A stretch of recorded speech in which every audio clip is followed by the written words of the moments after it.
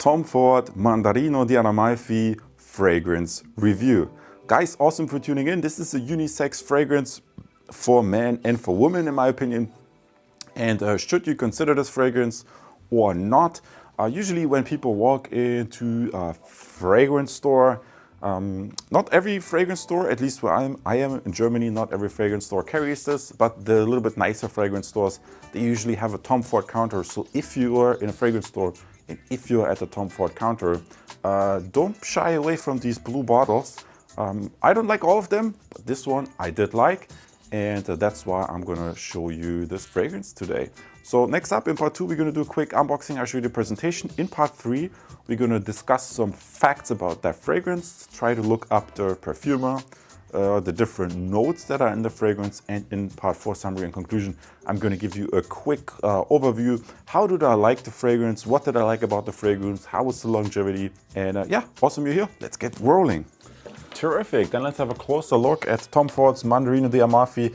As you may know, sometimes there are counterfeits out there, so that's why I like to show you a close-up of the presentation. You can see the detailed packaging and bottle. And yes, this fragrance comes in a blue bottle, so a lot of guys, they probably gonna walk past the scent. But yeah, I got the bottle because I just find this idea of having like something citric from the Mandarino note and some floral components.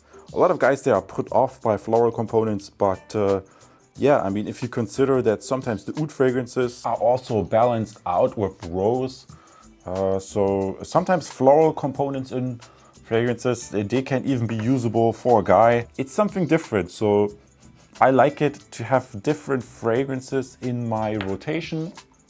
And sometimes I just in a mood for a floral fragrance. I know I can grab that. I only got the smallest bottle, so I'm not gonna wear it a lot, but for spring and summer, sometimes I really enjoy this. So that's why I encourage you to check it out, even if you're a dude. So let's jump to part 3 and look at the notes and ingredients.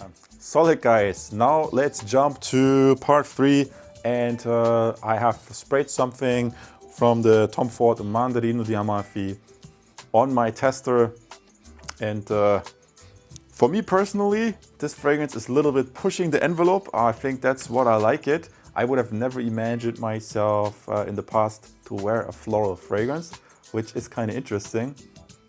But yeah, I mean, I think that's what Tom Ford is known for. He sometimes pushes the envelope on certain fragrances that is in his line. So it's an eau de parfum concentration. Guys, if you think this is a little bit too strong for you, you could also go for the aqua version. That's a little bit lighter.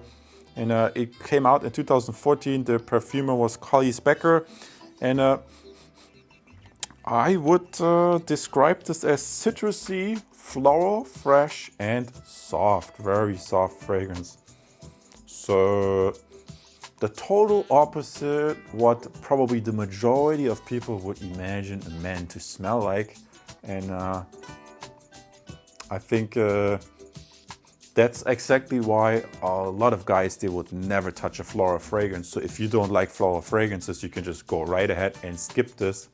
Then it's not going to be your cup of tea.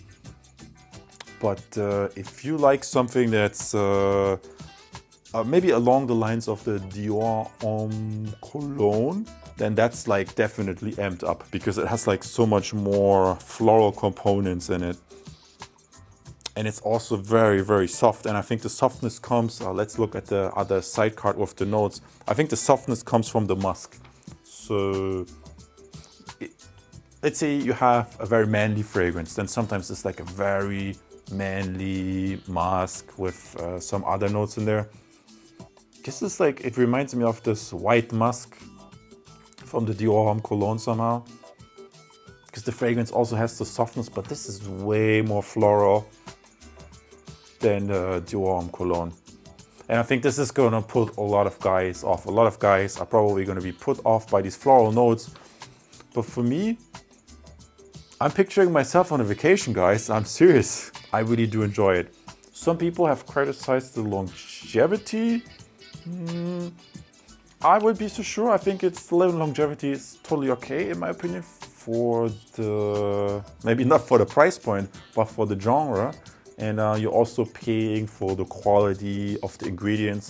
If the fragrance is that expensive, then it just gives the company more room to, let's say, use naturals or something like that. And some of the freshness maybe is declining from the citrus. So you have one portion of the fragrance that is declining, and then maybe some of the top, bottom notes come out a little bit stronger over time. So yeah, you have citrus, mint, orange blossom, jasmine, and clary sage. Do I get a lot of jasmine? Wow, if that's jasmine, man, it's very nice jasmine. I had tested Hugo Boss silk jasmine once. This smells way more posh. My conclusion? It's not gonna be for everybody. It's certainly not gonna be for the masses. And but that's why I like it. I like to sometimes have this 1 or 2 fragrances that push the envelope, that break the normal pattern. If you wear that fragrances and you walk around somewhere, you're gonna get noticed as a guy. Because it breaks the pattern of the standard kind of male conceived fragrances. And with some unisex fragrances that works for me, with others that don't. So you be the judge. With Amouage Reflection Man, where the fragrance is called Man, that did not work with me at all. This, strangely enough, I find it interesting. So I just got this bottle so I can test out how this style of fragrance, how I'm gonna enjoy this over time. And so far I'm just finding it very interesting. It is also uplifting to a certain degree because it's so light. And I just have a grin on my face wearing something different that nobody would expect, if that makes any sense. So this concludes the review of Tom Ford Mandarino di Amalfi. Awesome you have tuned in. Let me know what other Tom Ford fragrances you want to see in the video comments below. I think there's also an Oud Fleur. And yeah, if you don't like the floral notes, maybe you can check out the Costa Azzurra, because the Costa Azzurra is riding more on these woody elements. So that's probably more of a coastal scent for guys that want a little bit more woody notes. Awesome for tuning in. I see you in the next video. Take care. Terrific. And because you just watched this review, you might also be interested in another very exclusive light, fresh fragrance, great for spring and summer, such as this white Dior fragrance that for men that I recently reviewed. A very nice fragrance house, Dior. I also encourage you to check this out. You can find this, like always, on my channel page, and I have a dedicated playlist for the different topics which you can use. A lot of people have already subscribed. If you want, you can subscribe right now as well. I see you in the next video.